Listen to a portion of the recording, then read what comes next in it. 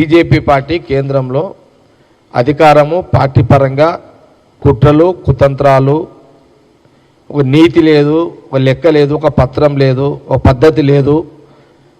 BJP party 12 సంవత్సరాలు ప్రధానమంత్రిగా ఉండి మధ్యప్రదేశ్లో ఒక గాంధీవాది మీనాక్షి నటరాజన్ గారు తెలంగాణ ఇన్ఛార్జు, నార్మల్గా సహజీవనము జీవించే ఒక మహిళా నాయకురాలు, అలాంటి నటరాజన్ గారిని రాహుల్ గాంధీ గారి నాయకత్వంలో, సోనియా గాంధీ నాయకత్వంలో, ఏఐసిసి ఖార్గే గారు, కేసీ గారు అందరూ వాళ్ళు తీసుకున్న నిర్ణయంలో మరి వీరికి రాజ్యసభ అవకాశం ఇచ్చే భాగంలో మధ్యప్రదేశ్లో ఇచ్చిన తర్వాత ఏదో ఒక పనికిమాలిన చిన్న కేసును పట్టుకొని దాన్ని బేస్ చేసుకొని ఆమె ఎన్నికల కమిషన్ దాన్ని అడ్డం పెట్టుకొని ప్రధానమంత్రి ఒక రాజ్యసభ సీటు కోసం ఇంత దిగజారి మరి పిఎంఓ ఆఫీసు ఇట్లా పనిచేయడము, ఆమెని స్కూటింగ్లోనే ఏమంటారు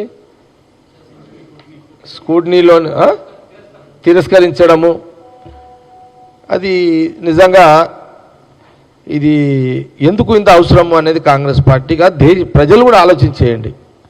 ఒక రాజ్యసభ సీటు కోసము 12 సంవత్సరాల ప్రధానమంత్రికి ఉన్నటువంటి ఒక నాయకుడు మోడీ గారు ఒక రాజ్యసభ మీనాక్షి నటరాజన్ గారిని కాకుండా అడ్డుకునే ఒక్క సీటుని ఇంత దిగజాడు రాజకీయాలు బీజేపీ కేంద్రంలో బీజేపీ గవర్నమెంట్ మోడీ గారు చేయడం అనేది ఇది సిగ్గుపడాల్సిన అంశమా కాదా అనేది బీజేపీ ఆలోచించుకోవాలి. విలువలు లేవు, నైతిక విలువలు లేవు అనే ఒక ఆలోచనతో బీజేపీ కేంద్రంలో ఇలాంటి పని చేస్తున్నది. దేశ ప్రజలు మీకు ఇచ్చింది అవకాశం, నటరాజన్ రాజ్యసభ అడ్డుకోవడానికి కోసం కాదు మీకు ఇచ్చింది అధికారం. ప్రజలకు మంచి పరిపాలన అందించాలని మీకు ఒక అవకాశం ఇచ్చిర్రు, మూడోసారి కూడా నమ్మిరు, మీకు ఇచ్చిర్రు.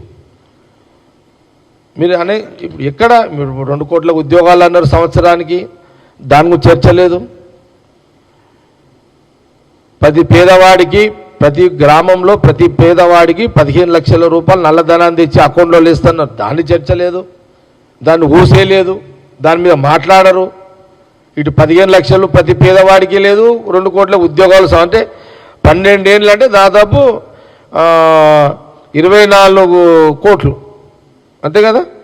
12 సంవత్సరాలలో 24 కోట్ల ఉద్యోగాలకు మీ దగ్గర జవాబు ఉన్నదా? కాంగ్రెస్ పార్టీ ప్రశ్న. సంవత్సరానికి 2 కోట్ల చొప్పున సంవత్సరానికి 12 సంవత్సరాలకు 24 కోట్ల ఉద్యోగాల దాని మీద మీకు ప్రశ్న అడుగుతున్నాము. తెలంగాణ, ఆంధ్రప్రదేశ్ దేశ ప్రజల పక్షాన 12 ఏళ్ల మీ పాలనలో మోడీ గారు 24 కోట్ల ఉద్యోగాలు ఎందుకు ఇవ్వలేకపోయారు? దీని మీద బీజేపీ నాయకులు ఏమన్నా జవాబు చెప్పగలుగుతారా? దీని మీద మీకు ఆ ధైర్యము ఉందా? షార్ట్కట్లో మీనాక్షి నటరాజన్ రాజ్యసభ రద్దు చేయించడం కాదు మీ మొగతనం ఏంటంటే మీరిచ్చిన మాటకు కట్టుబడి, మీరిచ్చిన వాగ్దానానికి కట్టుబడి సిద్ధాంతాలు చెప్పి జీవిస్తున్న మీలాంటి నాయకులు మీ మొగతనం ఎక్కడ చూపించుకోవాలనంటే ఇచ్చిన మాట నిలబెట్టుకొని, ఇచ్చిన మాట చేసి మీరు మీ మొగతనాన్ని నిరూపించుకోవాలి. అంతేగాని షార్ట్కట్లో నటరాజన్ గారు, మీనాక్షి నటరాజన్ ఓ సాదా నాయకురాలిని రాజ్యసభ కాకుండా అడ్డు తగిలి చూడు, అది కాదు మీ మగతనం.